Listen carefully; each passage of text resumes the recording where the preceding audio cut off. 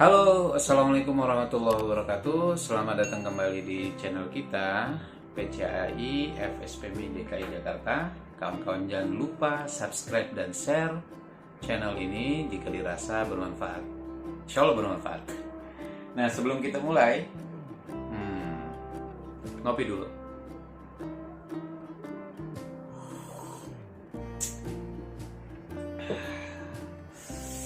Kopinya mantap. Nah, kawan-kawan sekalian, di pembicaraan kita yang sebelumnya, kita sudah bicara tentang hubungan kerja. Bahwa hubungan kerja itu bisa dibuat dengan perjanjian kerja waktu tertentu maupun tidak tertentu. Nah, hari ini kita bakal fokus membicarakan tentang PKWT atau perjanjian kerja waktu tidak tertentu. Kenapa begitu?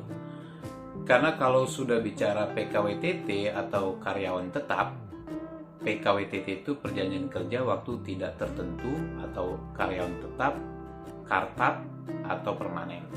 Itu cenderung lebih mudah karena dibandingkan dengan karyawan kontrak tentunya. Nah, hari ini kita mau bicara fokus tentang bagaimana sih hak-hak dari karyawan kontrak.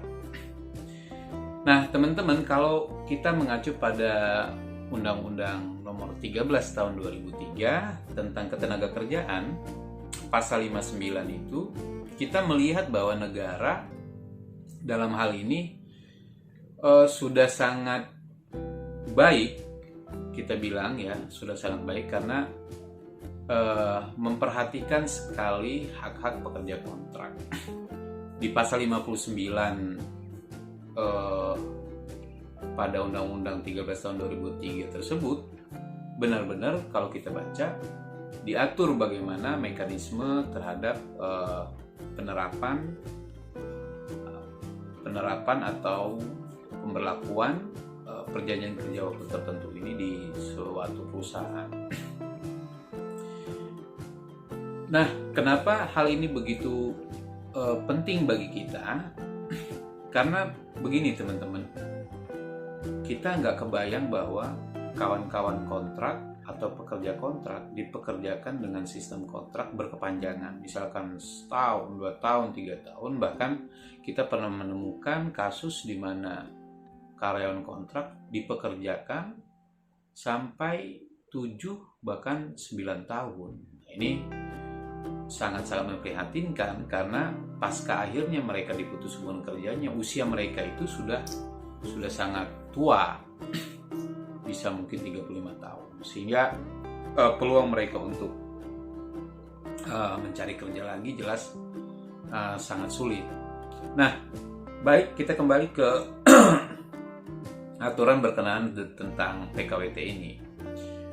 Kalau tadi saya sebutkan di Undang-Undang Nomor 13 Tahun 2003 tentang Ketenagakerjaan, aturan tentang PKWT atau kontrak ini benar-benar dibahas tuntas di Pasal 59. Apa bunyinya Pasal 59? Ayat pertama Pasal 59 menyatakan bahwa perjanjian kerja untuk waktu tertentu atau kontrak ini hanya dapat dibuat untuk pekerjaan tertentu yang menurut jenis dan sifat atau kegiatan pekerjaannya akan selesai dalam waktu tertentu.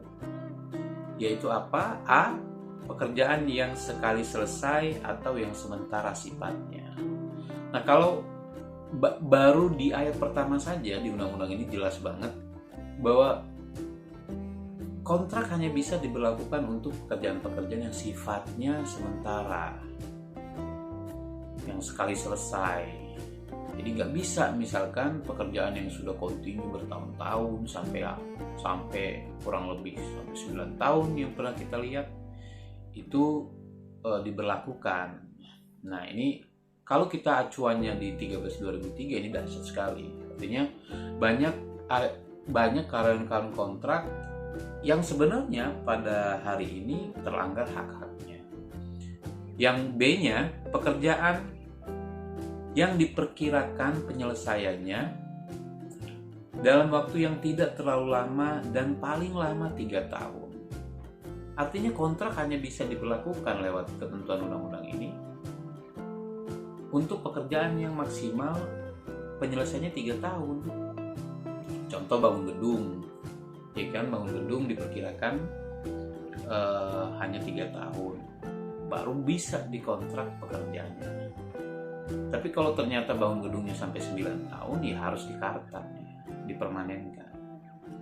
Nah, yang C, untuk pekerjaan yang bersifat musiman, pekerjaan-pekerjaan yang bersifat musiman itu bisa dikontrak. Misalkan ini musim penghujan, PTA memproduksi payung, itu bisa dikontrak.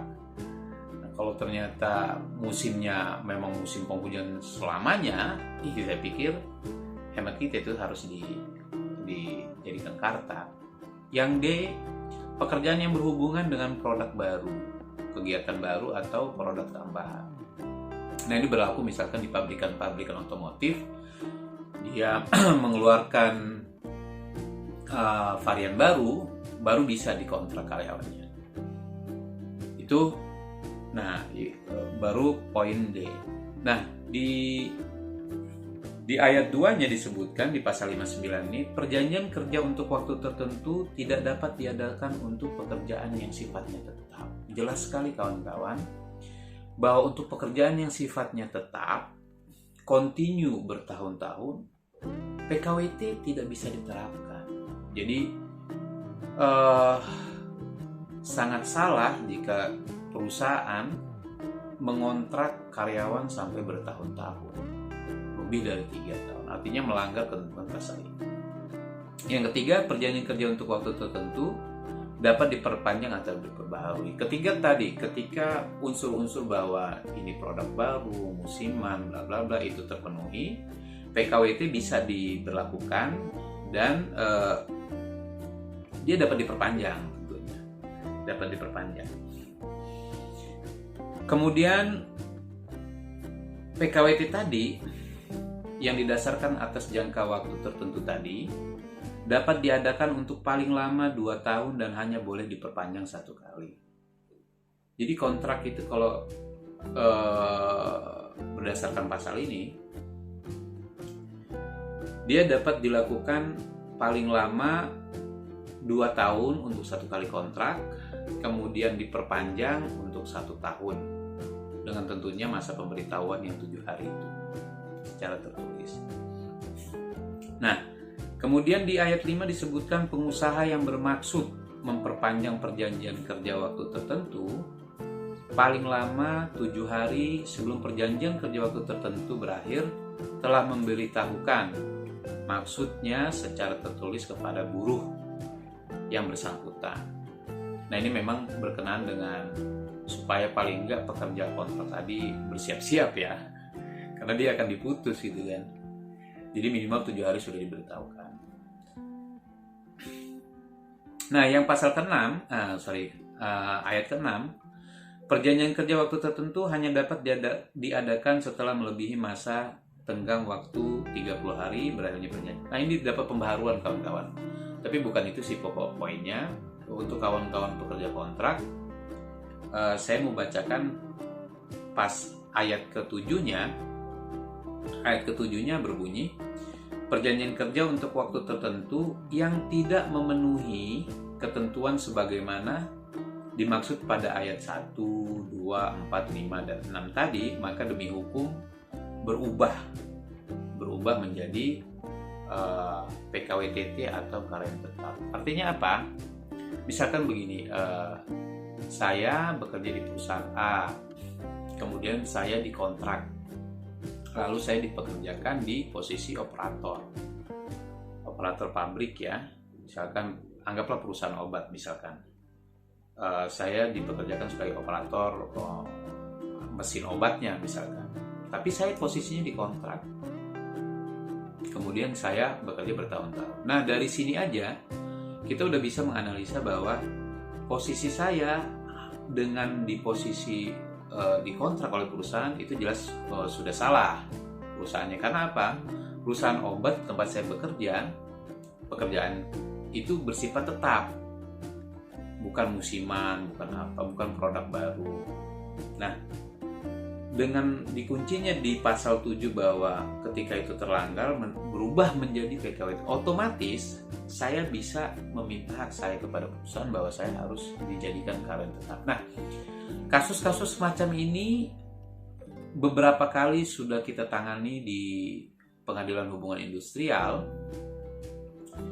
dan jika kita bisa membuktikan bahwa sifat pekerjaan di mana kita di tempat kita bekerja itu adalah tetap, kemudian tidak musiman, tidak diperkirakan penyelesaiannya di bawah 3 tahun, insya Allah bisa dipastikan bahwa status hubungan kerja kita, walaupun ya saya infokan, walaupun harus misalkan ke pengadilan, insya Allah menang.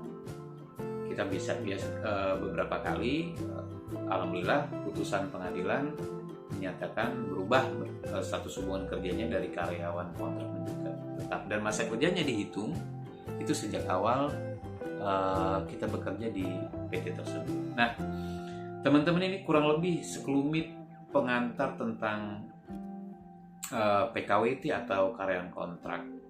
Memang kalau teman-teman mengikuti perkembangan Omnibus Law di mana bab 4 itu tentang ketenagakerjaan, beberapa hal ada yang tereduksi di pasal-pasal itu, tapi kalau saya perhatikan untuk bicara tentang